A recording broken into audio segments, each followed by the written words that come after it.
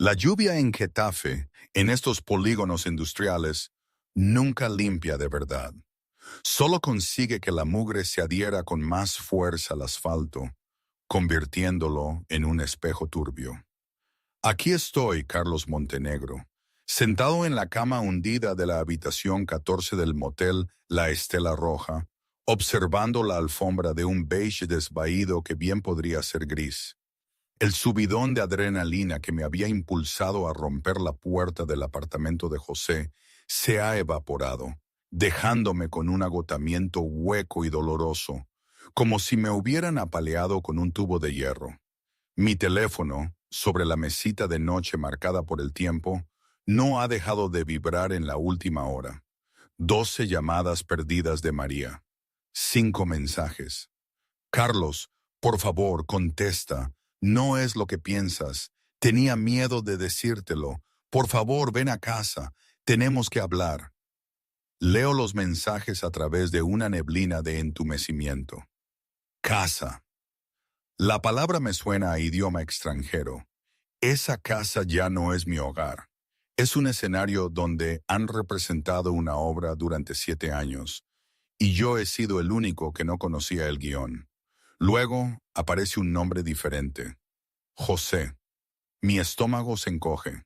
No quería abrirlo. Quería arrojar el maldito teléfono contra la pared de pladur, pero mi pulgar se cierne sobre la notificación, arrastrado por una necesidad mórbida de ver cómo mi hermano iba a justificar esto. José, mira, hombre, sé que estás cabreado ahora mismo, pero no hagas ninguna estupidez. Tenemos que ser adultos en esto. Por el bien de Ana, nos vemos mañana. Solo nosotros dos. Ana, mi hija, la hija que creía mía. Cierro los ojos y es como si la fábrica, el turno de noche, el sudor, la risa de mi pequeña, todo fuera un sueño, o más bien, una pesadilla de la que acabo de despertar. Mi cabeza late al ritmo de la prensa hidráulica de la fábrica, el sonido que ha sido la banda sonora de mi vida durante los últimos 5 años. El clank hiss, clank rítmico. Eran las 2 de la madrugada, un frío de huesos calando hasta la médula. El aire dentro de la fábrica de empacado El Cernícalo, en las afueras de Valencia, era denso, impregnado del olor a plástico caliente y café recalentado. Me froto los ojos y mis dedos dejan una mancha de grasa en la sien. Soy el capataz del turno de noche, un título que suena importante, pero que en realidad significa que soy el encargado de arreglar los atascos de la maquinaria mientras el resto de la ciudad duerme. «Jefe», grita Miller, uno de los operarios más jóvenes. «La cinta transportadora 3 está fallando de nuevo». Patina la correa. Suspiro, agarrando mi llave inglesa. «Voy. Tómate un descanso, Miller». Camino hacia la máquina, mis botas de puntera de acero pesadas sobre el suelo de hormigón. La espalda me duele, un recordatorio sordo y punzante de que tengo 34 años, no 24. Hacía esto por ellos. Por María, que soñaba con una casa con jardín en lugar de nuestro pequeño apartamento. Por Ana Sofía, que el año que viene necesitaría ortodoncia. Cada gota de sudor, cada fiesta familiar perdida, cada noche bajo esas luces fluorescentes crueles era un depósito para su futuro. Saco mi teléfono para mirar la hora. La pantalla de bloqueo es una foto de María y Ana en la playa el verano pasado. María, rubia y hermosa, con el pelo alborotado por el viento, se reía de algo fuera de cámara. Recuerdo haber tomado esa foto. Recuerdo sentirme como el hombre más afortunado de toda Valencia. Solo 4 horas más, me digo. Luego podré ir a casa. Pero el destino, al parecer, tenía otros planes. A las 2:45 am, el transformador principal del sector de empacado explotó. El sonido fue como un disparo, seguido por el lamento de la maquinaria moribunda. La fábrica se sumió en la oscuridad antes de que las luces rojas de emergencia parpadearan. Está bien, hasta aquí. La voz del gerente de planta crepita por la radio 10 minutos después. La compañía eléctrica dice que tardarán 4 horas en arreglarlo. Mandad a los chicos a casa, Carlos. Cerramos hasta el turno de mañana. Una ola de vítores recorrió a la cuadrilla. Para ellos era un pase gratis para dormir. Para mí era un regalo inesperado. Tiempo. Ficho al salir.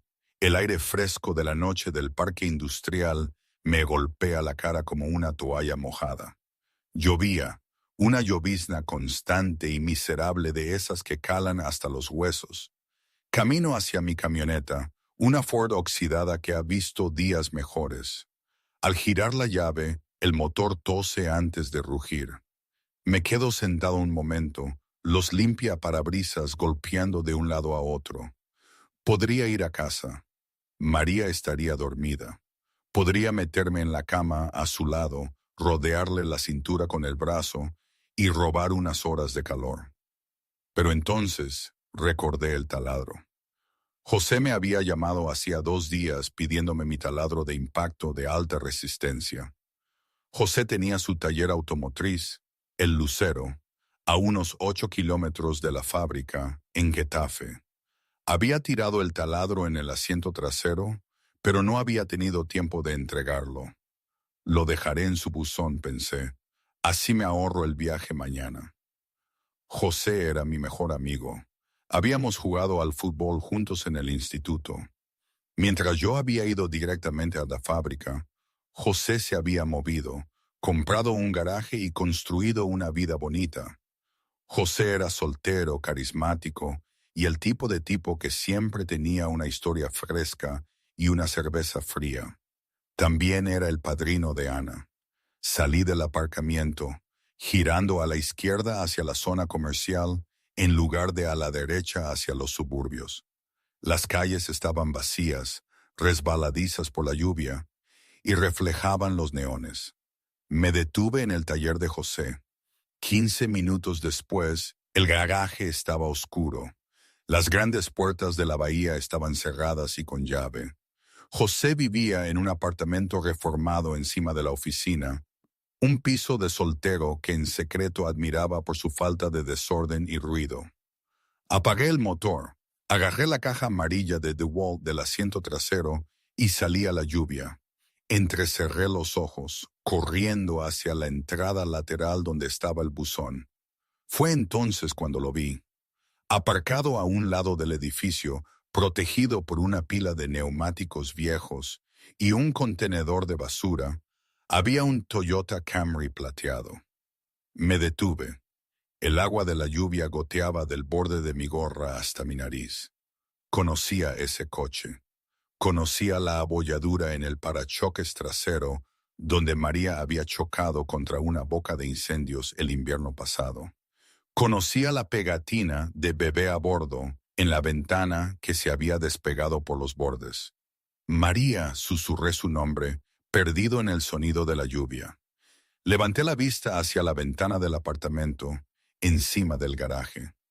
Las persianas estaban corridas, pero un débil resplandor cálido se filtraba por las rendijas. No era el parpadeo de una televisión, era luz de vela.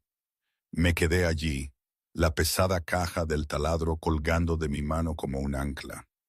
Mi mente intentó encontrar una explicación lógica. Quizás su coche se había averiado. Quizás había tenido una emergencia y había acudido a José en busca de ayuda, pero no me había llamado. ¿Y por qué el coche estaba escondido detrás de los neumáticos? Mi corazón empezó a martillar contra mis costillas. Un golpe lento y pesado que ahogaba el sonido de la lluvia. No quería moverme. No quería saber. Pero mis pies, moviéndose por sí solos, me llevaron hacia la escalera que subía a la puerta de José. No llamé. Solo me quedé al pie de las escaleras, mirando hacia arriba, mientras la lluvia fría me empapaba el chaquetón de trabajo, helándome hasta los huesos. La caja amarilla de DeWalt parecía pesar 100 kilos en mi mano. Estaba al pie de la escalera metálica. La lluvia pegaba mi camisa de trabajo a mi piel, mis ojos fijos en el hilo de luz que escapaba de la ventana del apartamento. Quería subir corriendo esas escaleras. Quería aporrear la puerta hasta que la madera se astillara, gritar el nombre de José.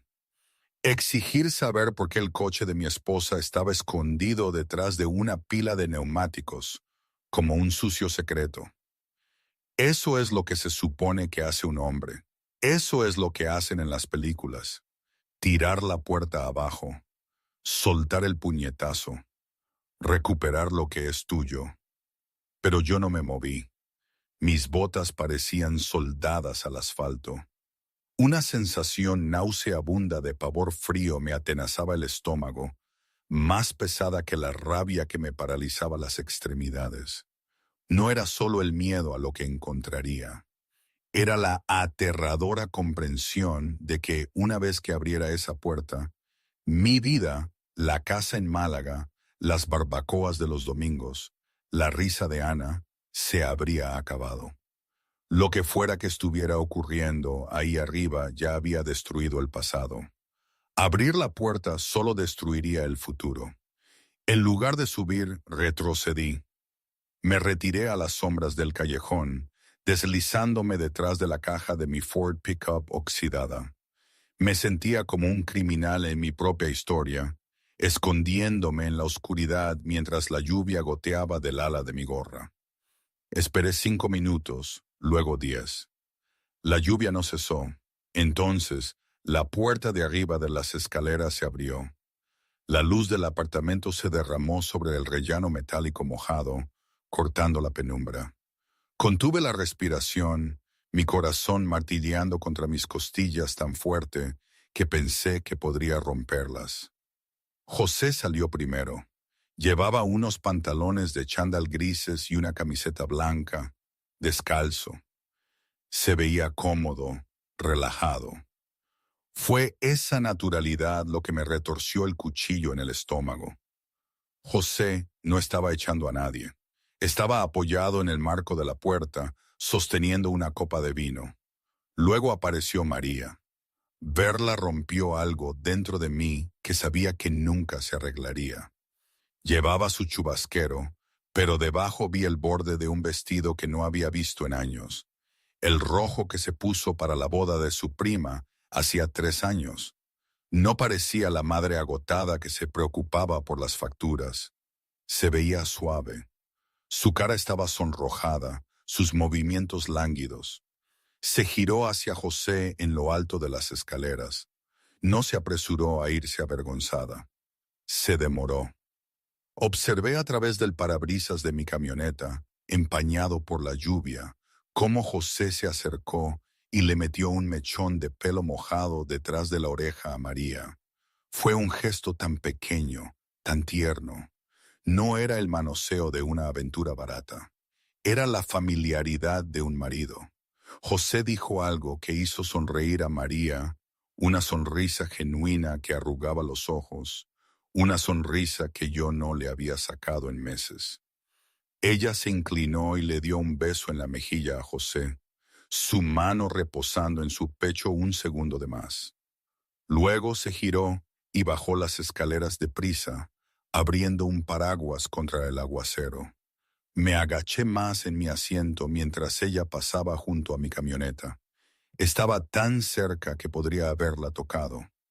Estaba tarareando. Estaba, de hecho, tarareando. La vi subirse al Camry plateado. El motor arrancó, los faros barrieron la puerta del garaje y salió a la carretera principal, dirigiéndose hacia nuestra casa.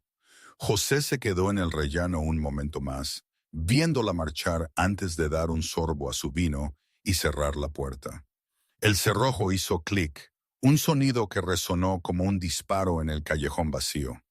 Me quedé solo en la oscuridad. La caja del taladro seguía en el asiento del pasajero, burlándose de mí. Miré mis manos manchadas de grasa, temblorosas en el volante. Sentí una ola de náuseas tan violenta que tuve que bajar la ventanilla y aspirar aire. No podía volver a la fábrica y no podía ir a casa de José. Arrancó la camioneta. Mis movimientos eran robóticos. Tenía que llegar antes que ella. Si no lo hacía, sabría que algo andaba mal. Tenía que interpretar el papel. Tenía que fingir que el mundo no acababa de terminar. Conduje rápido, saltándome un semáforo en rojo en la intersección de Main y Cuarta, mi mente acelerando más que el motor. Las preguntas giraban en un vórtice caótico. ¿Desde cuándo? ¿Fue solo esta noche? ¿Por qué José? ¿Por qué él? Entré en mi camino de entrada 4 minutos antes que ella. La casa estaba oscura. Ana Sofía estaba en casa de su abuela esa noche, una conveniencia que ahora me parecía una conspiración planeada. Corrí adentro, quitándome la ropa de trabajo mojada en el cuarto de barro, tirándola al cesto. Subí corriendo, mi corazón todavía retumbando, y me puse unos calzoncillos secos y una camiseta. Me metí en la cama, subiendo el edredón hasta la barbilla, temblando violentamente, a pesar del calor de la habitación. Me quedé allí en la oscuridad, mirando al techo, escuchando. 2 minutos después, escuché el suave zumbido del Camry en el camino de entrada. La puerta del coche se cerró, la puerta principal se abrió, pasos en las escaleras, suaves, cuidadosos, los pasos de una mentirosa.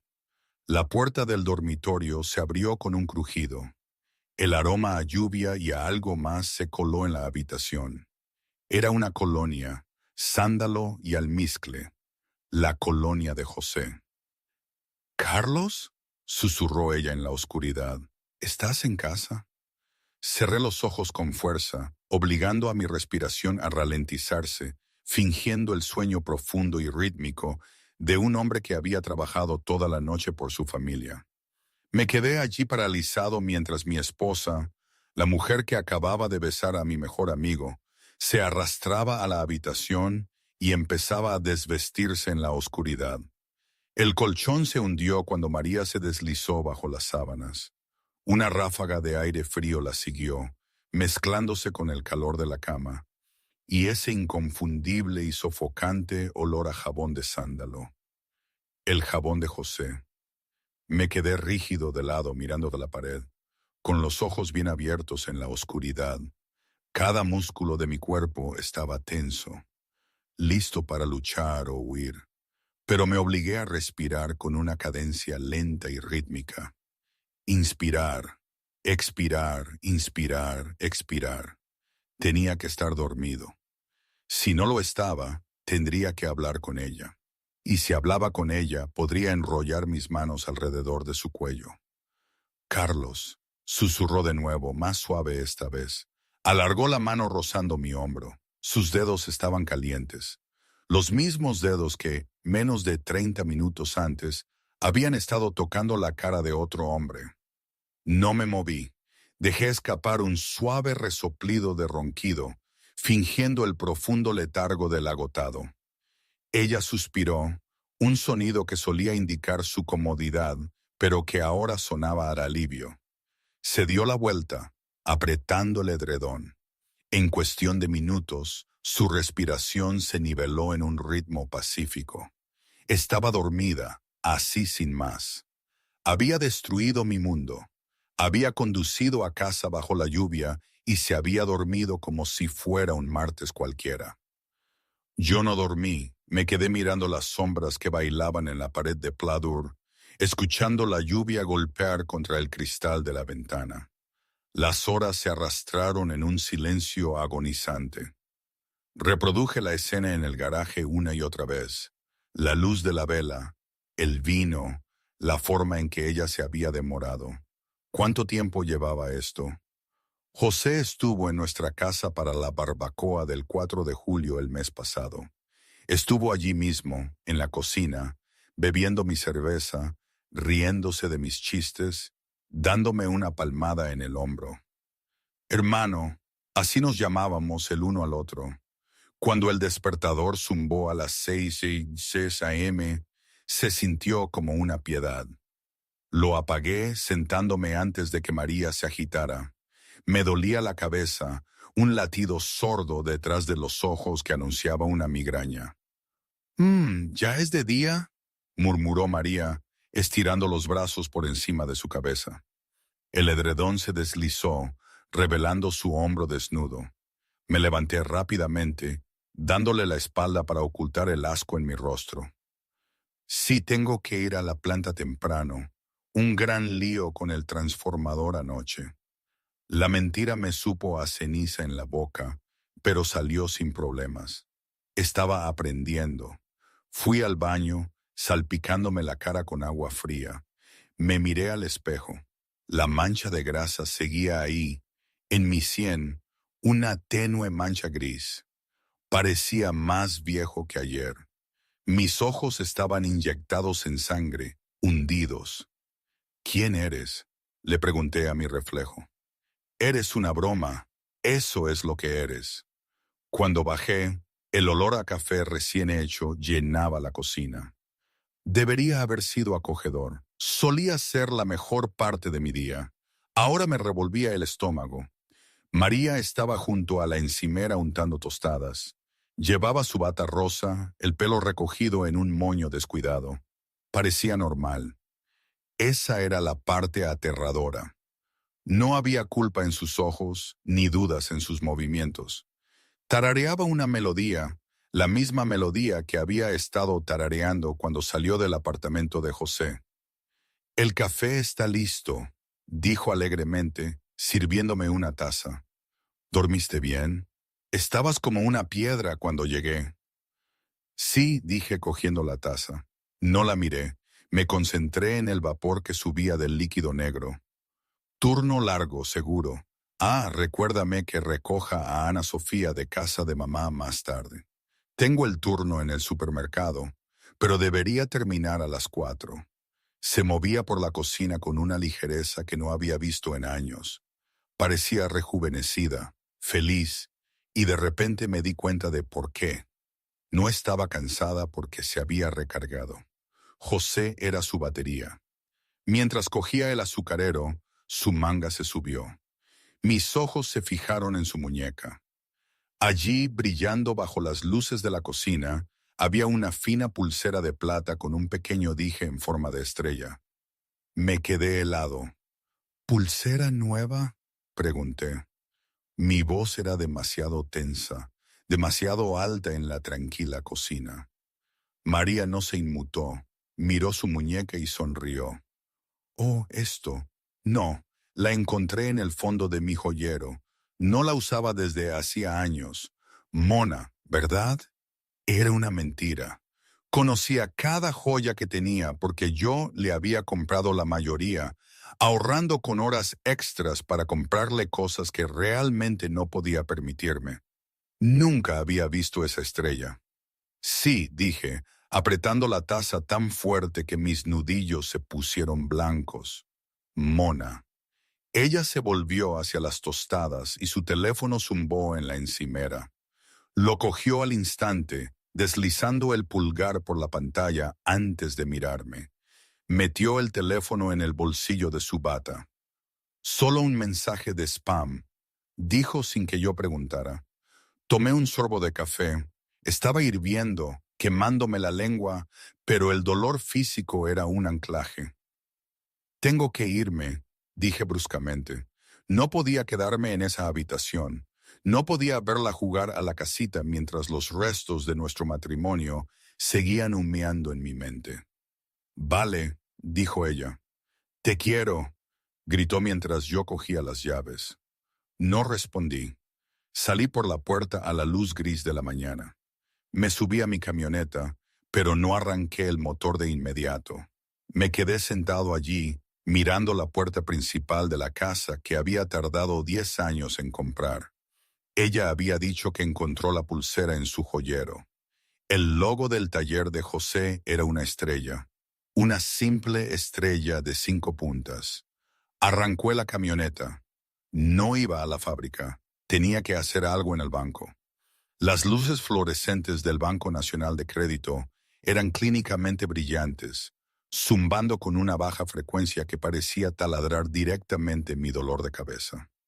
Estaba sentado en la silla rígida frente a un joven oficial de préstamos que tecleaba furiosamente en un teclado, ajeno al hecho de que el hombre sentado frente a él estaba viendo cómo su vida se disolvía. Aquí tiene los extractos de los últimos 6 meses, señor Montenegro, dijo el oficial, deslizando un grueso sobre por el escritorio de caoba. ¿Busca algo específico? Un cargo fraudulento. Algo así, murmuré. Cogí el sobre.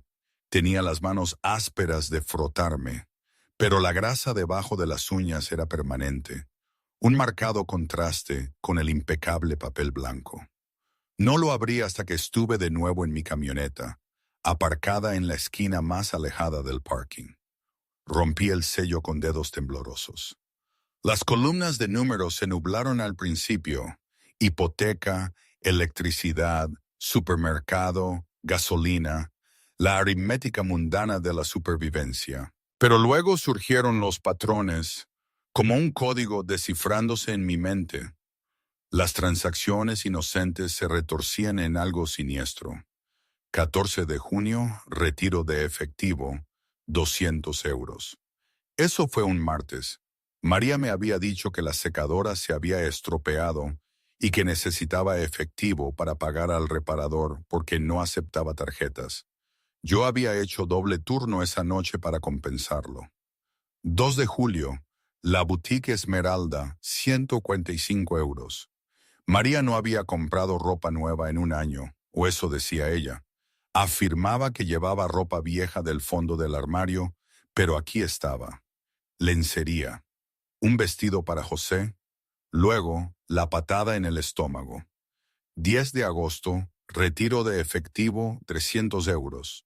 La fecha se grabó a fuego en mi memoria. Fue el día del picnic de la empresa en Industrias Cernícalo. María me había llamado frenética, diciendo que su coche se había averiado en la autopista y que tuvo que pagar en efectivo a una grúa para llevarlo a un taller.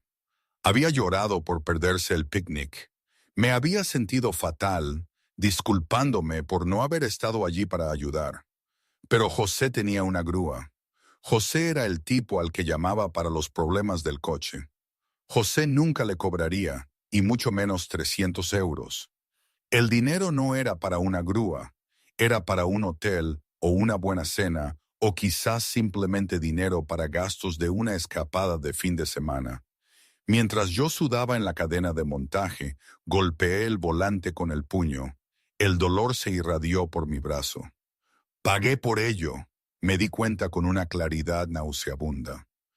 Pagué para que me engañaran. Tiré los papeles al asiento del pasajero y arranqué el motor. Necesitaba verlo, no para pelear. Todavía no. Necesitaba ver al enemigo a la luz del día. 20 minutos después, aparqué mi camioneta al otro lado de la calle del taller de José, escondido detrás de una furgoneta de reparto. Era la hora de comer. La lluvia había parado, dejando las calles relucientes y grises. El garaje estaba animado. Había coches en fila. José estaba en la bahía abierta, secándose las manos con un trapo. Parecía exitoso. Llevaba una camisa de mecánico azul limpia, con su nombre bordado en rojo. Se reía con una clienta, una mujer con traje de negocios, que estaba claramente encantada con la estética ruda y grasienta que José cultivaba con tanto esmero. Observé a través de la ventana, entrecerrando los ojos.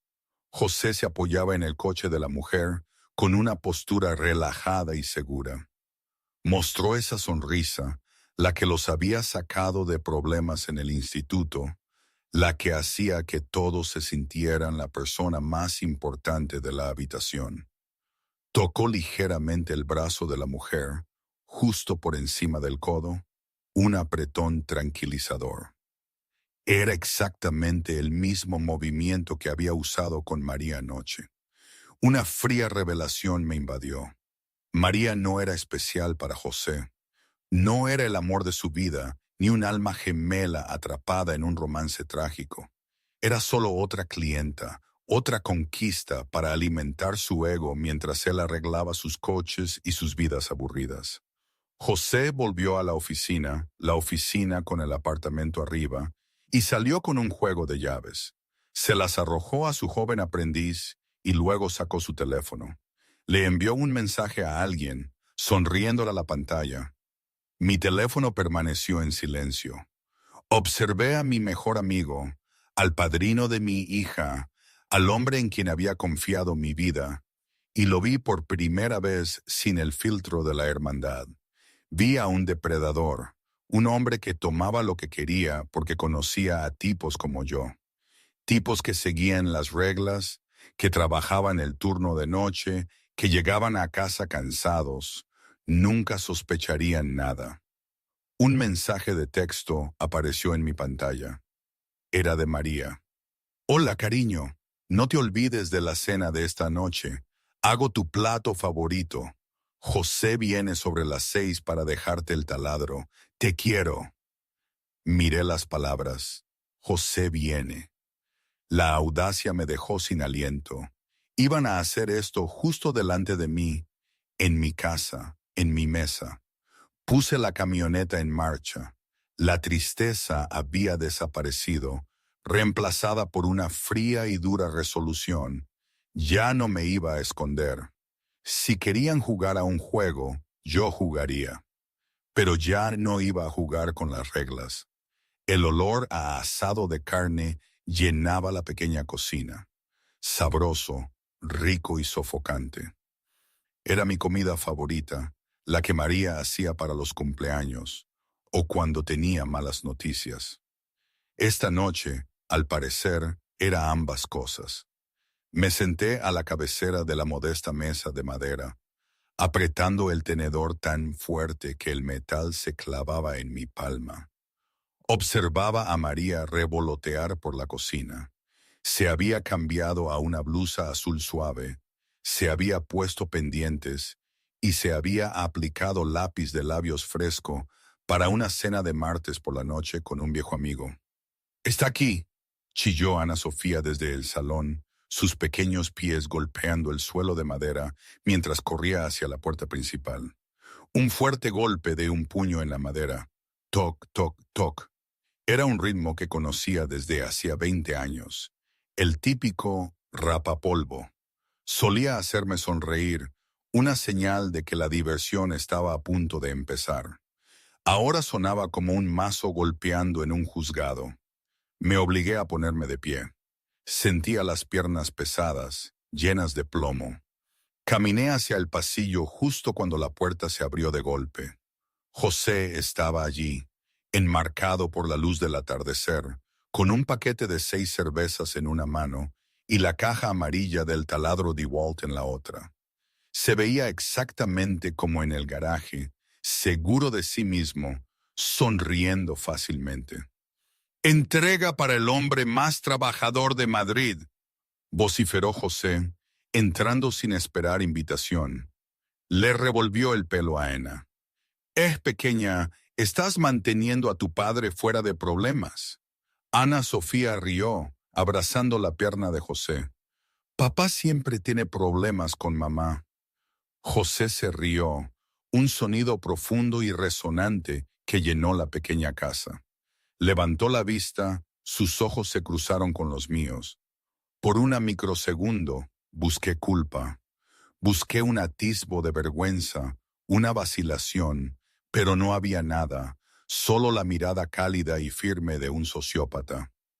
«¿Qué pasa, hermano?», dijo José, extendiendo una mano.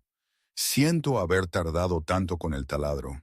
Me pilló ese trabajo de transmisión del Mustang del 68. Miré la mano. Estaba limpia ahora, sin grasa, pero sabía dónde habían estado esas manos.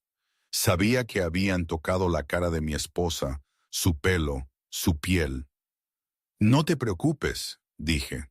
Mi voz sonaba sorprendentemente firme, aunque se sentía como grava en mi garganta. Le di la mano. Estaba caliente. Apreté brevemente, resistiendo la tentación de aplastar los huesos, de tirar de José hacia adelante y estrellarle la cara contra el marco de la puerta. Lo solté. «Huele bien aquí», dijo José, olfateando el aire mientras entraba en la cocina. «María, te has superado». María se giró de la estufa, secándose las manos con una toalla. Me lanzó una sonrisa más brillante que la que me daba a mí por las mañanas. «Solo un asado, José. Siéntate, Carlos. Sírvete una cerveza». Fui a la nevera, cogí 2 botellas. No quería una cerveza, quería whisky, quería quemar el sabor de esta traición de mi boca, pero desenrosqué las tapas y le di una a José. La cena fue una clase magistral de tortura. José se sentó en no. José se sentó frente a mí, con María a un lado y Ana Sofía entre ellos. Hablaron del tiempo, hablaron de las posibilidades del equipo de fútbol esta temporada. Hablaron del cierre de la fábrica. «Te ves cansado, Carlos», dijo José, cortando la carne. «¿Te están haciendo trabajar demasiado en el turno de noche?» «Sí», dije mirando mi plato. «Las noches son largas. Te dan mucho tiempo para pensar».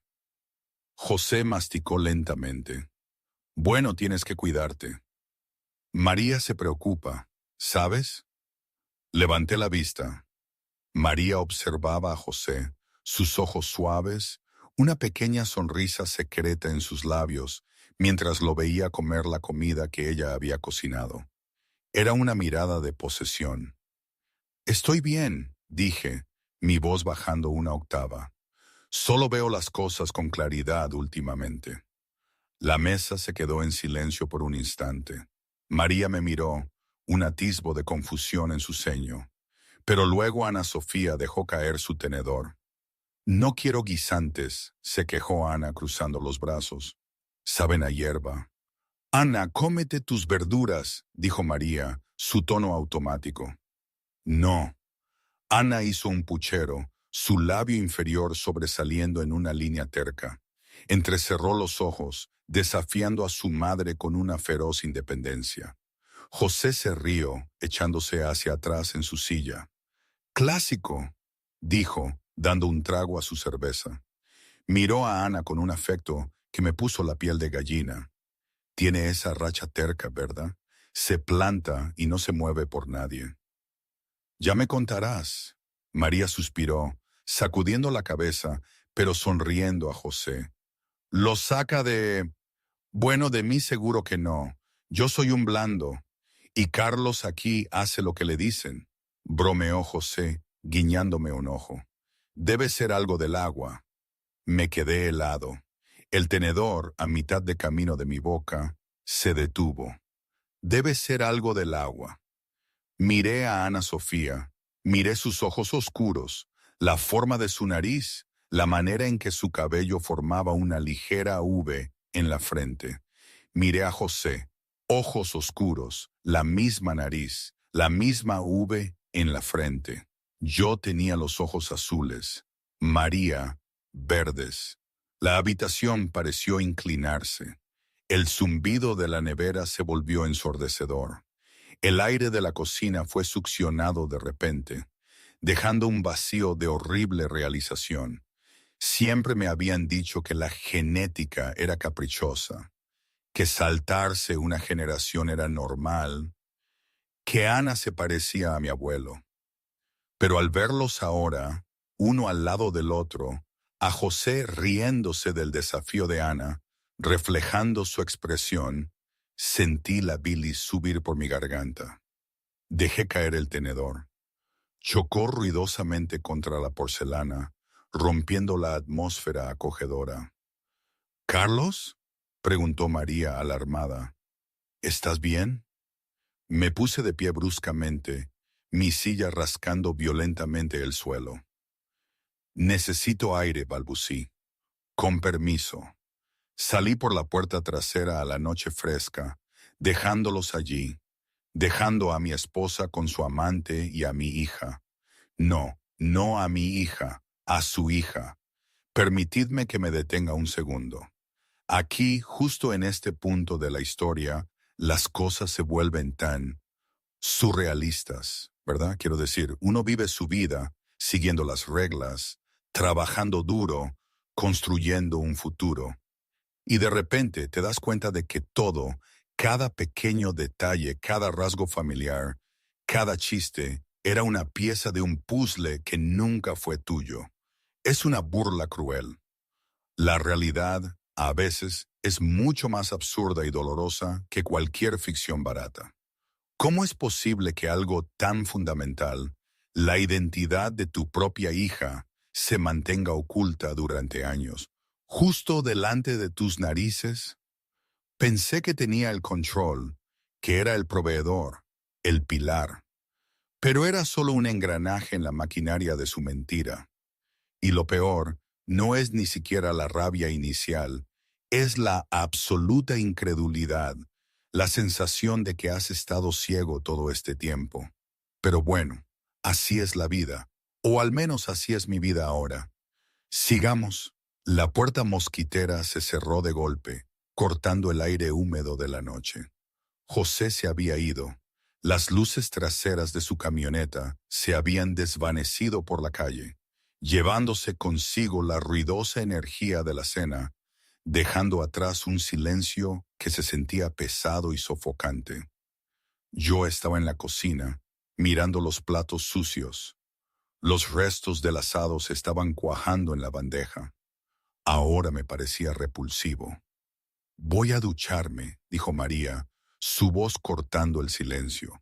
Estaba raspando los platos en la basura, evitando mis ojos. Huelo a cebolla y a grasa. ¿Te importa terminar aquí? No, dije. Adelante. La vi caminar por el pasillo. Cogió su bolso del perchero junto a la puerta, una costumbre que había adquirido recientemente, llevándose el teléfono al baño. Pero luego dudó. Quizás pensó que parecía demasiado sospechoso. Quizás se sentía segura ahora que José se había ido. Dejó el bolso en la consola del pasillo y desapareció en el dormitorio principal. Un momento después, las tuberías gimieron y el silbido de la ducha comenzó. No me moví durante un minuto entero. Escuchaba el agua, el golpe rítmico contra el plato de fibra de vidrio. Era un sonido que solía significar intimidad, una señal de que podía unirme a ella. Ahora era solo un temporizador. Me sequé las manos con un paño de cocina, mi ritmo cardíaco acelerándose. Me sentía como un ladrón en mi propia casa. Caminé suavemente hacia el pasillo, las tablas del suelo crujiendo bajo mi peso. Me detuve, escuchando. El agua seguía corriendo. Alcancé el bolso. Era un bolso de cuero beige que le había comprado para Navidad hacía 2 años. Se sentía pesado en mis manos. Lo llevé a la sala de estar, lejos de la línea de visión directa de la puerta del dormitorio, y lo puse en el sofá. Mis manos temblaban mientras abría el compartimento principal. Era un revoltijo caótico de una vida que creía conocer. Una cartera llena de recibos, una barrita de cereales a medio comer, una barra de labios, un dibujo arrugado de Ana Sofía. Escarbé más a fondo, mis dedos rozando el forro. Revisé los bolsillos laterales, nada más que calderilla y una goma de pelo de repuesto. Estaba a punto de cerrarlo, sintiendo una extraña mezcla de alivio y frustración, cuando mi pulgar rozó un pequeño bulto duro dentro del bolsillo con cremallera interior, el que normalmente se reservaba para productos femeninos o dinero en efectivo de emergencia. Lo abrí. Dentro, escondida detrás de un paquete de chicles, había una única llave plateada. No era una llave de casa. No era una llave de coche. Era una llave de seguridad de grado comercial, del tipo con una cabeza cuadrada y no duplicar estampado en el metal. Pegado a ella había un pequeño y barato llavero de plástico, una estrella azul. La levanté a la tenue luz de la lámpara del salón. Las letras blancas de la estrella azul estaban descoloridas por el uso, pero aún eran legibles. Taller automotriz El Lucero. Te tratamos como familia. La ironía me golpeó como un golpe físico. Familia. Conocía esa llave. Había visto la original en el pesado llavero de José cientos de veces. Abría la puerta lateral de la oficina del garaje, la entrada privada que conducía al apartamento. Era la llave de fuera de horario. José no solo la había dejado entrar anoche, le había dado una llave. No era una invitada, era una residente en su vida. Podía ir y venir a su antojo. Mientras yo trabajaba el turno de noche, sudando sobre maquinaria rota para pagar esta casa, ella tenía una llave para aquella otra. Apreté la llave en mi puño, los bordes metálicos se clavaban en mi palma. Quería tirarla por la ventana. Quería marcharme al baño y sostenerla mientras ella estaba desnuda e indefensa, gritándole hasta que las paredes temblaran. Pero la ducha se apagó. El pánico me invadió.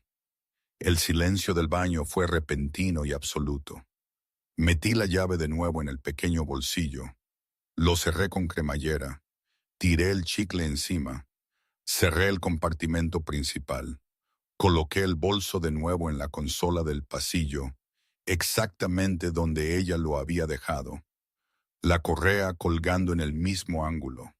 Corrí de vuelta a la cocina, cogí una esponja y metí las manos en el agua jabonosa justo cuando la puerta del dormitorio se abría.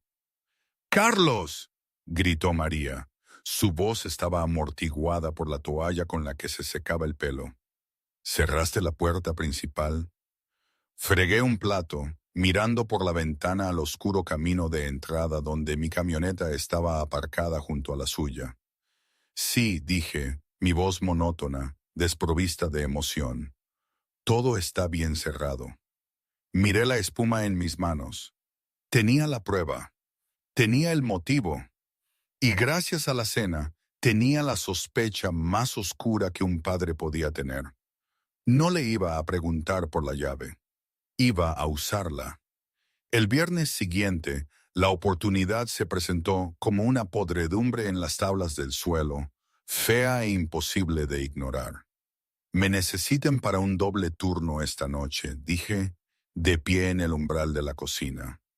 Había practicado la mentira frente al espejo, manteniendo mi rostro inexpresivo, mi voz despojada de la rabia temblorosa que me había consumido durante 3 días. Auditoría de inventario. No volveré hasta mañana por la mañana. María estaba cortando zanahorias para el almuerzo de Ana Sofía. No se dio la vuelta, pero vi cómo sus hombros se relajaban, un alivio físico de la tensión. «Oh», dijo, su voz intentando sonar decepcionada, pero aterrizando directamente en el alivio. «Qué terrible, cariño. Has estado trabajando muy duro». «Sí», dije, observando la parte de atrás de su cuello. «Hay que pagar las facturas». Besé la parte superior de la cabeza de Ana Sofía mientras ella coloreaba en la mesa, un dolor protector y feroz que me apretaba el pecho. «Pórtate bien con mamá», susurré. Salí, me subí a mi camioneta y me marché. Pero no fui a la fábrica. Conduje 2 manzanas más allá, aparqué detrás de un centro comercial abandonado y apagué el motor. Recliné el asiento y esperé. Durante 3 horas estuve sentado en el sofocante calor de la cabina, viendo el reloj del salpicadero avanzar. 6 p.m., 7 p.m., 8 p.m. A las 8:15 mi teléfono zumbó. Un mensaje de texto de María. «Me voy a la cama temprano. Te quiero. Buenas noches». Arrancó la camioneta. Conduje hacia el taller de José sin urgencia. Había una calma aterradora en mis movimientos ahora. Ya no era el marido frenético bajo la lluvia. Era el verdugo que llegaba al cadalso. Cuando entré en el callejón, el Camry plateado estaba allí, exactamente donde había estado el martes. La pegatina de bebé a bordo captó el reflejo de mis faros. Salí. Esta vez no me escondí. Cerré la puerta de mi camioneta con un golpe, el sonido resonando en las paredes de ladrillo. Caminé hacia la escalera metálica. Podía oír música proveniente del apartamento de arriba. Rock clásico. El favorito de José, los Rolling Stones. No siempre puedes conseguir lo que quieres. Subí las escaleras, mis botas repicando contra el metal. Llegué a la puerta. Estaba cerrada con llave. No me molesté en llamar. Di un paso atrás, me apoyé en la barandilla y clavé mi talón en la placa del cerrojo con cada gramo de frustración, traición y agotamiento que había reprimido durante 7 años. ¡Crack! La madera se astilló. La puerta se abrió de golpe, chocando violentamente contra la pared interior. La escena interior era un cliché que me golpeó con la fuerza de un martillazo. El apartamento estaba tenuemente iluminado.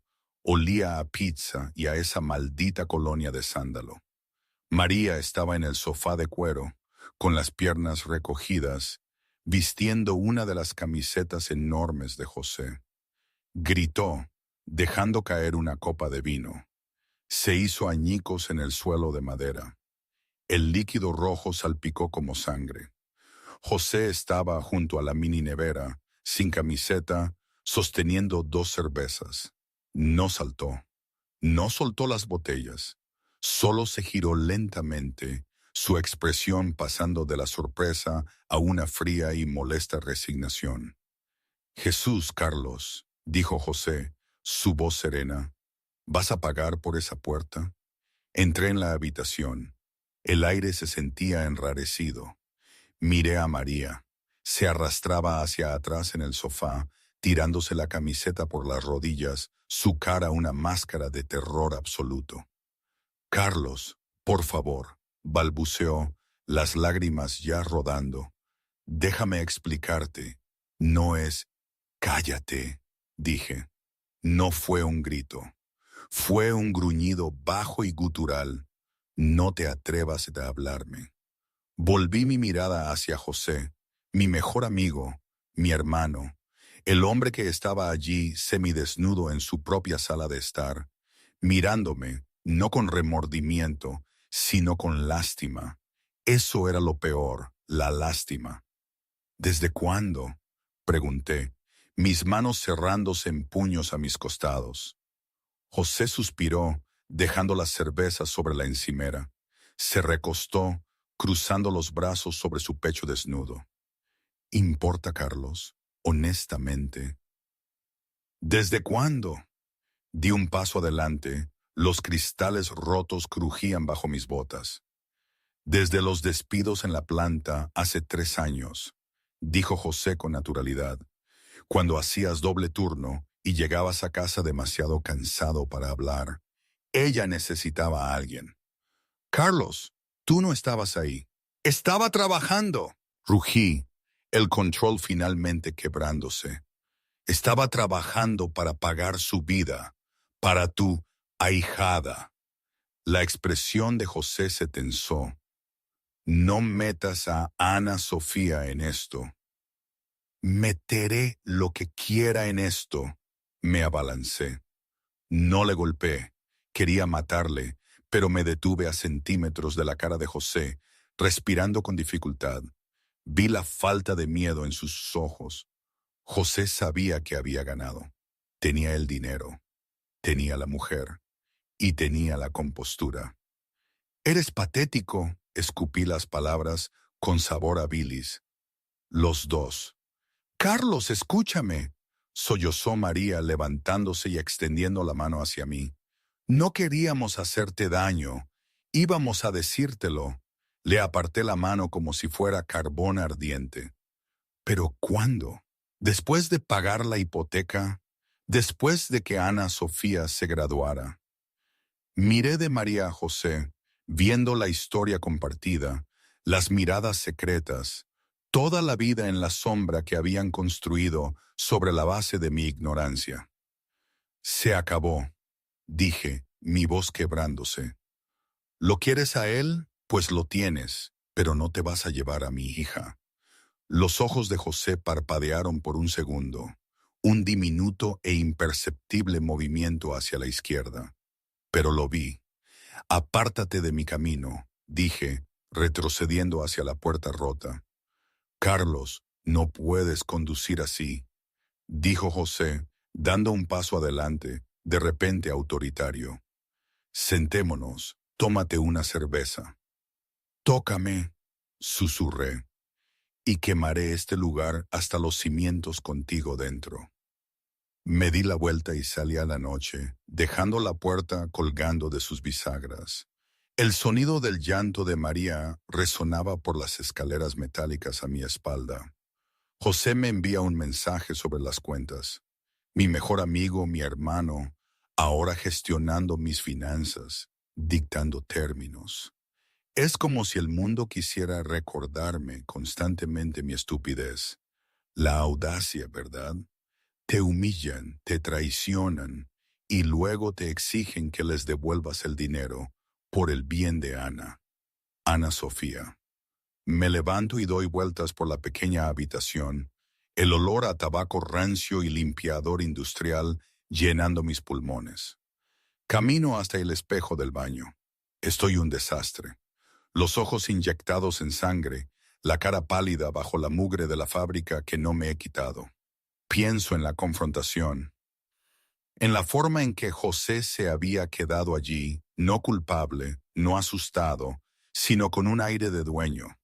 Actuaba como si tuviera derecho a María, como si yo fuera el intruso en su relación.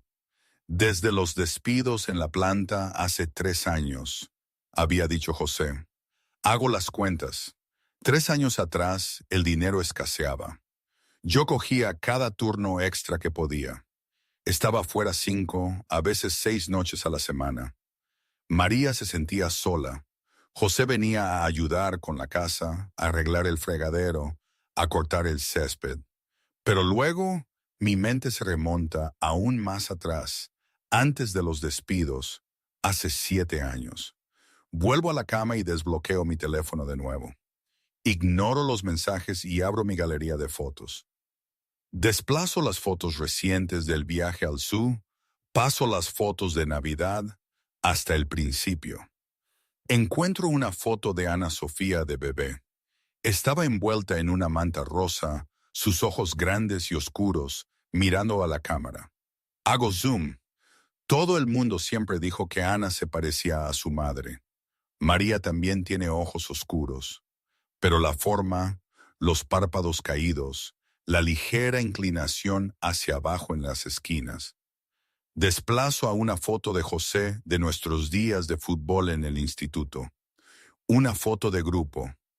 José se ríe con el casco bajo el brazo. Hago zoom en la cara de José. Los mismos ojos. Un sudor frío me recorre la frente. No era el calor de la habitación. Era la fría garra de una sospecha tan terrible que me había negado a dejarla salir hasta ahora. Recuerdo la cronología. Hace 7 años María y yo pasamos por una mala racha. Nos separamos brevemente durante 2 semanas. Una pausa, ella lo llamó. Se quedó en casa de sus hermanas, o eso dijo. Cuando volvió estábamos apasionados, intentando arreglar las cosas. Un mes después, me dijo que estaba embarazada. Yo estaba tan feliz. Me esforcé el doble, trabajé más duro, compramos la casa. Pensé que el bebé era el milagro que salvó nuestro matrimonio. Pero José también estuvo allí. José había sido el que se había ocupado de María durante la pausa. José había sido el primero en el hospital cuando nació Ana. José era el padrino. Tiene esa racha terca, había dicho José en la cena. Definitivamente no lo saca de mí, había respondido María. No era una broma, era una referencia interna, un código secreto que compartían justo delante de mí. Dejo caer el teléfono en la cama como si fuera radiactivo. Sentí que iba a vomitar. La traición no era solo una aventura, no era solo sexo. Si mi sospecha era correcta, toda mi vida, mi identidad como padre, lo único que daba significado a mi agotador trabajo era una mentira. Camino hacia la ventana y aparto la cortina polvorienta. La lluvia había vuelto, difuminando las luces de la autopista. Necesitaba saber. No podía vivir otro día en este purgatorio de dudas. Ya no me importaba la casa. Ya no me importaba María. Pero necesitaba saber si la niña a la que acostaba cada noche, la niña cuyos dibujos estaban pegados en mi taquilla de la fábrica, era de mi sangre. Agarro mis llaves. No iba a reunirme con José. No iba a hablar con María. Iba a una farmacia. Y luego iba a ver a un abogado. La sala de espera del bufete de abogados de familia en el centro de Sevilla estaba en silencio, con olor a limpiador de limón y cuero caro. Yo estaba sentado en el borde de un sillón con orejas. Mis botas de trabajo desentonaban con la alfombra persa. No me había cambiado de ropa desde la confrontación. Solo me había lavado la cara y las manos en el baño de una gasolinera. Señor Montenegro. Una paralegal, con una sonrisa amable y compasiva, abrió una pesada puerta de roble. El señor Guzmán le atenderá ahora. La reunión fue un borrón de jerga legal. Activos disputados, pensión alimenticia, derechos de visita. Yo escuchaba, asintiendo mecánicamente, pero mi mente estaba en otra parte. Estaba pensando en la cronología. Estaba pensando en la separación de hace 7 años. La casa es propiedad conyugal, explicó Guzmán, un hombre de pelo canoso y ojos penetrantes. Pero la custodia, ahí es donde la cosa se complica. Los tribunales andaluces favorecen a la madre, a menos que haya una razón de peso. Quiero una prueba de paternidad, interrumpí, mi voz ronca. Guzmán hizo una pausa, quitándose las gafas. Me miró. Realmente me miró, evaluando la desesperación en el rostro del hombre más joven. Esa es una campana que no se puede desdesonar, hijo. Si la niña es suya, habrá insultado a la madre y al tribunal. Si no lo es, perderá toda legitimidad legal. Se convertirá en un extraño a los ojos de la ley. Necesito saberlo, dije. No puedo ser padre de una mentira. Salí de la oficina con una referencia a un laboratorio y las instrucciones para una prueba ordenada por el tribunal, pero eso llevaría semanas. Yo no podía esperar semanas. Me detuve en una farmacia de camino al colegio Los Alisos. Compré un kit privado para hacer en casa. No valdría en un tribunal, pero valdría en mi corazón. La escuela terminaba a las 3 p.m. Aparqué mi camioneta por la calle, observando a los padres reunirse junto a la valla de alambre. Vi el coche de María aparcar, pero ella no salió. José sí. José salió del asiento del conductor del coche de la que era mi esposa, con gafas de sol, pareciendo en todo un hermoso padrastro. Se apoyó en el capó, charlando con otra madre. Parecía cómodo. Parecía que pertenecía a ese lugar. Sentí una ola de náuseas tan violenta que apreté el volante hasta que mis nudillos crujieron. Ni siquiera esperaban los papeles del divorcio. Simplemente me estaban reemplazando, colocando a José en el papel de papá como una pieza de repuesto en un motor. Sonó la campana. Los niños salieron corriendo. Ana Sofía corrió hacia la puerta, su mochila rosa rebotando. Escaneó a la multitud.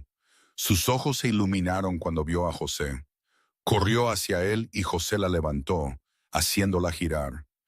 Yo miraba desde 50 metros de distancia, invisible detrás del tinte de la ventanilla de mi camioneta. Vi la forma en que Ana se reía. Vi cómo su cabello oscuro caía sobre su frente, exactamente del mismo tono que el de José. Vi la forma en que José la sostenía, posesivo, orgulloso. Es él, susurró una voz en mi cabeza. Siempre ha sido él. No podía acercarme. No hoy. Si me acercaba ahora, haría algo que me mandaría a la cárcel. Necesitaba una muestra, pero no podía obtenerla de Ana Sofía mientras José la protegía como un perro de casa. Esperé hasta que se marcharon. Los seguí manteniendo 2 coches de distancia. Fueron a la casa, a mi casa. Los vi llevar la compra adentro. Vi las luces encenderse en la cocina. Esperé hasta las 8:00 p.m. Conocía la rutina. Ana se acostaba a las 8, María le leería. José probablemente estaría abajo bebiendo mi cerveza. Conduje hasta el final de la calle y aparqué. Regresé a pie a la casa, deslizándome por el seto del vecino hasta el patio trasero. El césped estaba mojado.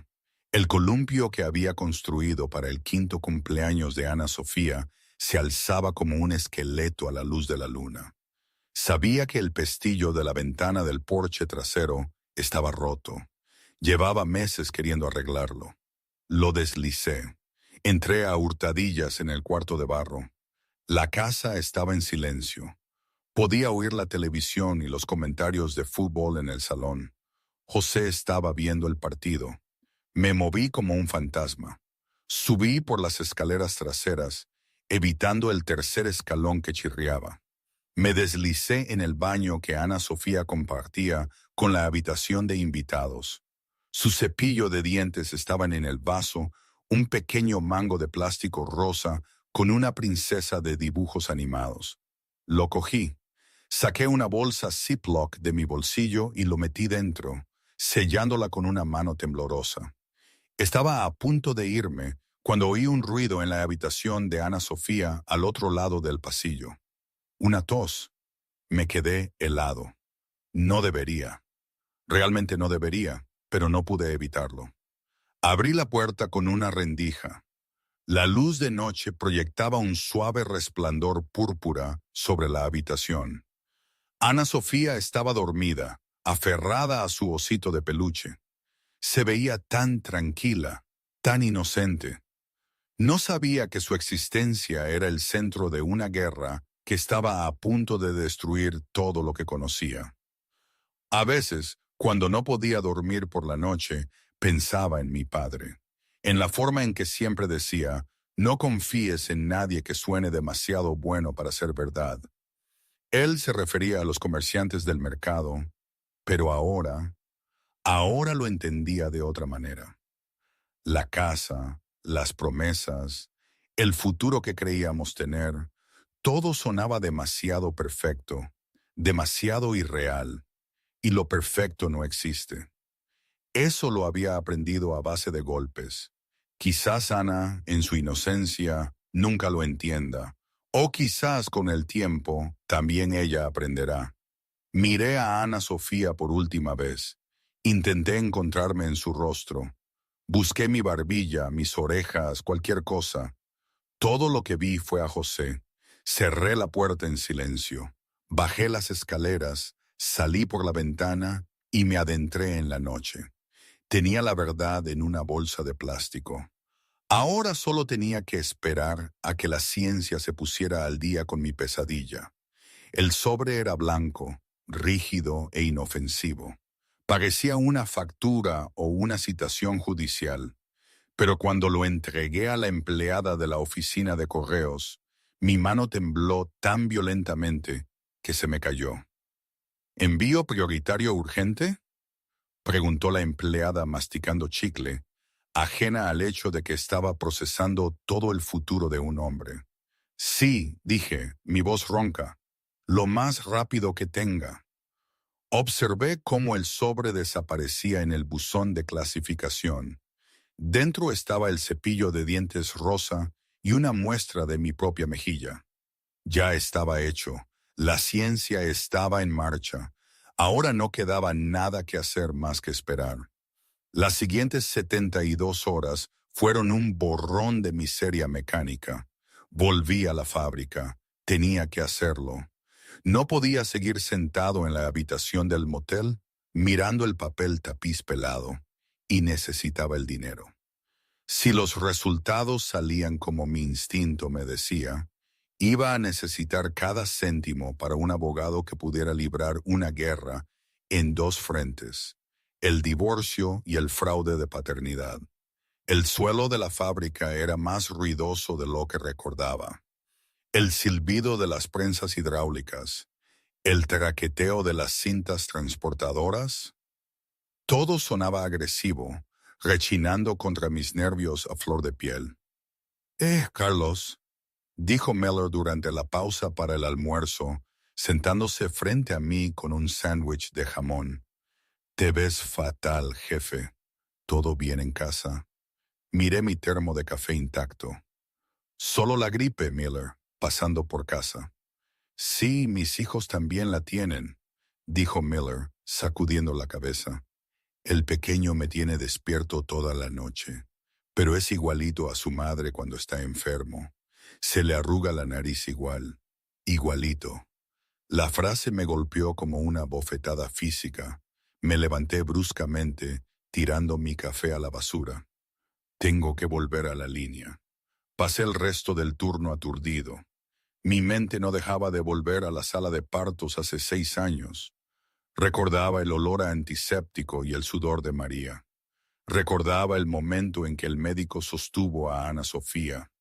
Un milagro chillón y con la cara roja. Recuerdo haber llorado. Estaba tan abrumado por el amor, tan aterrorizado por la responsabilidad.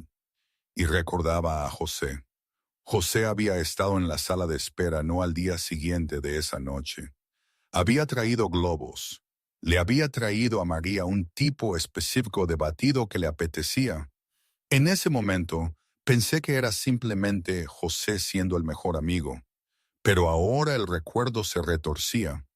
José no solo estaba de visita, estaba revisando su inversión. Había estado allí para ver a su hija.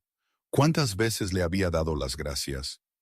Gracias por estar aquí, tío. Gracias por la ayuda. Le había dado las gracias al hombre que me estaba robando la vida. El miércoles por la noche llegó el mensaje de texto. No de María, de José. José, el abogado dice que vaciaste la cuenta de ahorros conjunta. Devuélvelo, Carlos. Esos son bienes gananciales. No hagas esto más feo de lo necesario. Me reí. Fue un sonido seco y hueco en la habitación vacía del motel. José ya estaba gestionando las finanzas. Ya estaba asumiendo el papel de marido, dictando condiciones. Protegió el patrimonio que yo había construido con mi propio sudor. No respondí. Apagué el teléfono y me serví un vaso de whisky barato. Lo bebí solo, dejando que el ardor me distrajera del frío vacío en mi estómago. El jueves por la mañana la notificación de correo electrónico sonó mientras me afeitaba. Asunto: Laboratorio de Genética. Resultados confidenciales para el caso número 809-2004. Me quedé helado. La cuchilla flotaba sobre mi garganta. El reflejo en el espejo me devolvía la mirada. Un extraño con ojos hundidos y barba gris. Me sequé la espuma restante de la cara con una toalla. Entré en la habitación principal y me senté en el borde de la cama. El teléfono estaba allí, apagado, gritando en la oscuridad. Sabía en lo más profundo de mis huesos, sabía que si Ana Sofía fuera mía, María habría luchado de otra manera. Me habría gritado por dudar de ella. Habría estado indignada. En cambio, había tenido miedo. Y José había estado tranquilo. Cogí el teléfono. Mi pulgar se cernía sobre la aplicación de correo electrónico. Este era el horizonte de sucesos. Una vez que abriera esto, el Carlos Montenegro que era padre, el Carlos Montenegro que tenía un legado, dejaría de existir. Respiré hondo, un jadeo en mi pecho. Toqué la pantalla. El PDF cargó lentamente con el débil Wi-Fi del motel. Una rueda giratoria de la muerte. Luego apareció el documento. Mucha terminología médica. Alelos, loci, índices de probabilidad. Desplacé hasta el final, al resumen, la sección en negrita. Probabilidad de paternidad, Derivio 0%. Conclusión: el presunto padre queda excluido como padre biológico de la menor. El mundo no explotó. El techo no se vino abajo. Solo hubo un silencio repentino y absoluto. El zumbido de la nevera se detuvo. El tráfico exterior cesó. Lo leí de nuevo. 0%. Ni siquiera un margen de error. Ni un quizás. 0. 7 años. 2555 días. Cada cuento antes de dormir, cada fiebre que había cuidado, cada rodilla raspada que había vendado, cada euro que había ahorrado para su fondo universitario. Robado. Todo. Dejé caer el teléfono. Rebotó en la alfombra.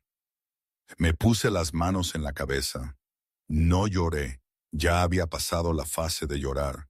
Sentí una piedra fría y dura formarse en el centro de mi pecho, donde solía estar mi corazón. Me levanté. Caminé hasta el armario y saqué mi bolsa de lona. No iba a trabajar esta noche. Tenía una última cosa que hacer. Tenía que devolver las llaves. La luz de la cocina estaba encendida cuando entré en el camino de entrada. Era un cálido resplandor dorado que solía indicar seguridad, un faro que me llamaba a casa desde la fría oscuridad de la fábrica. Ahora parecía la luz de un escenario iluminando la escena de un crimen. No usé mi llave. Caminé hacia la puerta principal y la pateé una vez, fuerte, justo debajo del pomo. La madera no se astilló esta vez, pero el ruido fue suficiente. Era una declaración de guerra. Abrí la puerta y entré. María estaba en la isla de la cocina doblando la ropa. José estaba sentado a la mesa, una cerveza en la mano, mi cerveza, deslizando el dedo por su teléfono. Se quedaron petrificados. El cuadro doméstico era tan perfecto, tan cómodo, que mi visión se nubló con una rabia blanca e incandescente. «Carlos», respiró María, dejando caer una toalla. Su cara estaba pálida, demacrada. «No puedes irrumpir así. Estamos intentando mantener las cosas normales para Ana». «¿Ana?», repetí. El nombre me supo a ceniza. No grité, no lancé un puñetazo. Metí la mano en el bolsillo de mi chaqueta y saqué el sobre arrugado del laboratorio. Caminé hacia la mesa y lo golpeé delante de José. El sonido fue como un disparo en la tranquila habitación. «Léelo», dije. Mi voz estaba muerta, sin inflexiones. José miró el sobre, luego a mí. No lo cogió, lo sabía. La arrogancia en sus ojos parpadeó, reemplazada por una cautelosa fatiga. «¡Cógelo!», rugí. El repentino volumen hizo saltar a María. María se abalanzó, arrebatando el papel. Sus manos temblaron tanto que rasgó el borde al sacar el documento. Escaneó la página. Sus ojos se abrieron de par en par. Un jadeo agudo y húmedo escapó de su garganta. Se cubrió la boca, mirando del papel a mí, luego a José. «Oh, Dios», susurró. «Oh, Dios mío». 0%, dije, mirando a José. 0. No es mía. Nunca lo fue. El silencio que siguió fue pesado, sofocante. Fue el sonido de 7 años de mentiras colapsando bajo su propio peso. «Carlos, por favor», sollozó María, extendiendo la mano para agarrarme el brazo. Me aparté, asqueado. No lo sabía con seguridad, lo juro. Fue cuando estábamos en esa pausa. ¿Recuerdas? Me sentía sola y José estaba allí, y nosotros simplemente... «Basta», dije. «No me mientas». «Ya no». Miré a José. «¿Tú lo sabías?» José dio un sorbo lento a su cerveza. Dejó la botella con un tintineo deliberado. No parecía avergonzado, parecía aliviado. «Lo sospechaba», dijo José en voz baja. «Ella tiene mis ojos, la barbilla de mi madre. Pero María, ella quería la casa, quería la estabilidad. Yo solo estaba empezando con el taller. No podía darle lo que tú sí podías». Las palabras me golpearon más fuerte que cualquier puño. Estabilidad. Eso es lo que era. No era el amor de su vida. No era la pareja. Era el cajero automático. Era la red de seguridad. José obtuvo la pasión, los secretos, la biología. Yo obtuve la hipoteca y los turnos de noche. Así que me dejaste criarla, dije, mi voz temblorosa. Me dejaste pasear con ella por la casa cuando tenía cólicos. Me dejaste enseñarle a montar en bicicleta. Me dejaste pagar su ropa, su comida, su vida, mientras tú jugabas a ser el tío José los fines de semana. No fue así, gritó María. Las lágrimas corrían por su cara. Te queríamos, Carlos. De verdad. Simplemente nos quedamos atrapados. No os quedasteis atrapados. Dije, elegisteis. Todos los días durante 7 años os levantasteis, me mirasteis, mirasteis a esa niña pequeña y elegisteis mentir. Miré alrededor de la cocina, los armarios que había pintado, la tabla de crecimiento en el marco de la puerta donde había marcado el crecimiento de Ana en cada cumpleaños. Todo era un museo de una vida que nunca existió. Quiero el divorcio, dije, y quiero una orden de desestablecimiento de paternidad. No voy a pagar la manutención de la hija de otro hombre. No puedes hacer eso, chilló María, el pánico finalmente apoderándose de ella. Carlos, eres el único padre que ha conocido. No puedes abandonarla. Yo no la abandoné, dije mirándola directamente a los ojos. Tú me la robaste. Me robaste mi derecho a tener mi propia familia porque fuiste demasiado cobarde para decir la verdad. Miré a José, que seguía sentado allí en silencio, viendo a María desmoronarse. Ahora es tuya, José, dije. La casa, las facturas, las rabietas, las carreras al colegio. Querías mi vida, la tienes, toda ella. Me giré para irme, pero me detuve en el umbral. Los miré. Una mujer rota y un hombre hueco, unidos por un secreto que finalmente los había destruido. Espero que valiera la pena, dije. Salí a la noche, dejando la puerta principal abierta de par en par. A mi espalda, el sonido de los lamentos de María llenaba el espacio vacío, un canto fúnebre por un matrimonio que había muerto al llegar. El silencio en el pasillo era más pesado de lo que había sido el grito. Me detuve frente a la puerta del dormitorio de Ana Sofía, mi mano flotando sobre el pomo del latón. Esta era la parte más difícil. Confrontar a María fue rabia. Confrontar a José fue traición. Pero esto era solo pena pura y sin adulterar. Empujé la puerta para abrirla. La habitación olía a detergente de lavanda y cera de crayón, el aroma de mi paternidad. Ana Sofía estaba dormida, enredada en su edredón, un brazo colgando del lado de la cama. Me acerqué, mis botas no hacían ruido en la suave alfombra. Me arrodillé junto a la cama.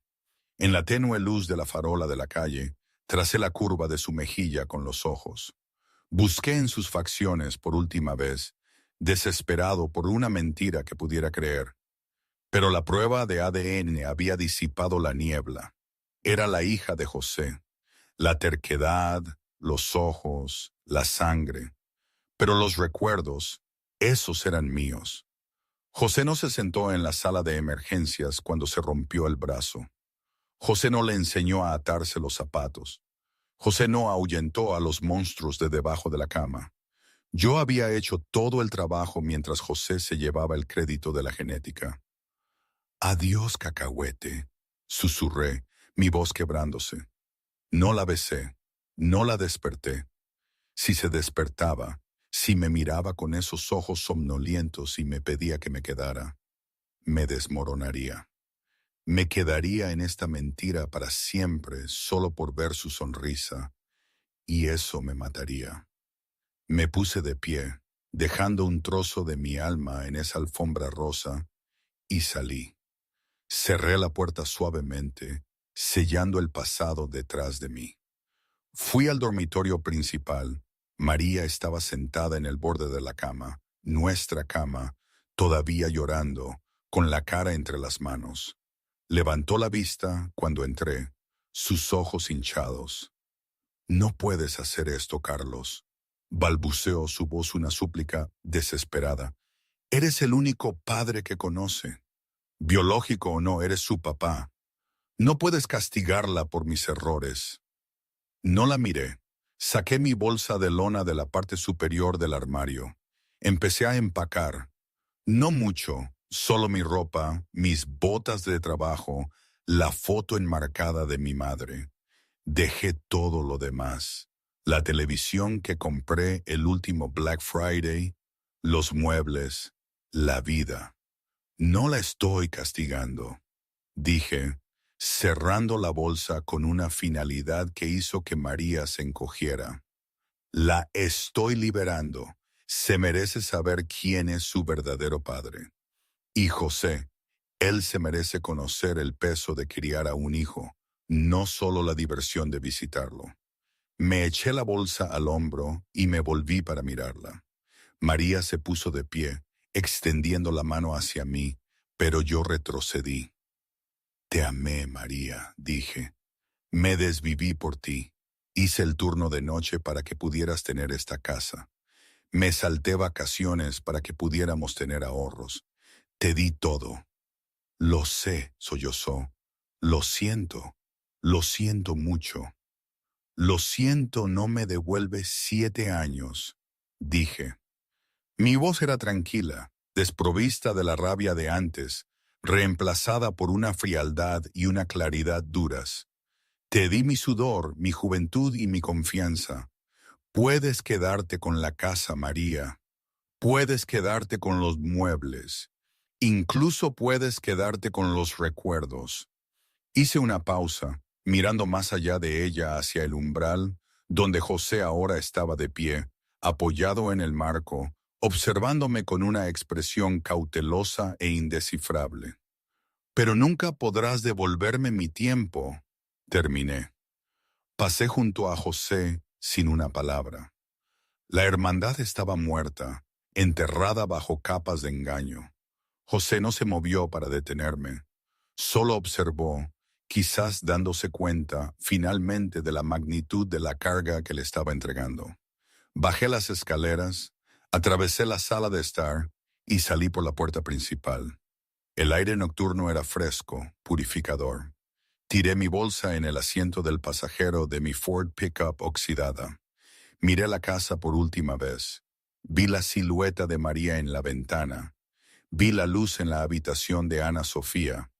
Era una imagen perfecta de un hogar de clase media, construido sobre cimientos de arena. Me subí a la camioneta. El motor rugió, un sonido áspero y entrecortado que se sentía como un latido de corazón que regresaba. Puse la marcha y di marcha atrás para salir del camino de entrada. No miré por el espejo retrovisor.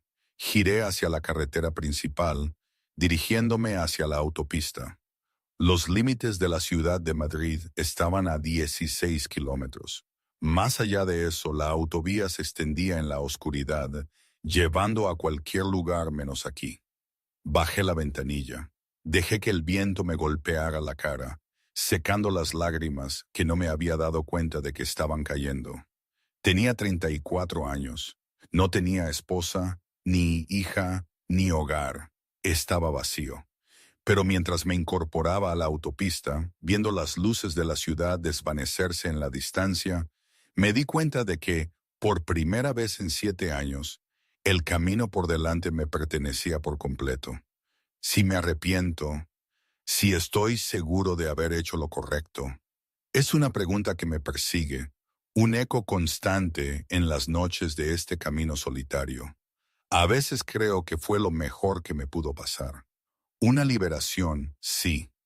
Otras veces, la imagen de Ana Sofía en su cama, con su osito, me quiebra por dentro Y me pregunto si no le robé una parte de su inocencia con mi partida. Probablemente sea una mezcla de ambas cosas, ¿verdad? Así es la vida, creo. Nada es realmente blanco o negro. Nada es perfecto, pero ahora al menos es solo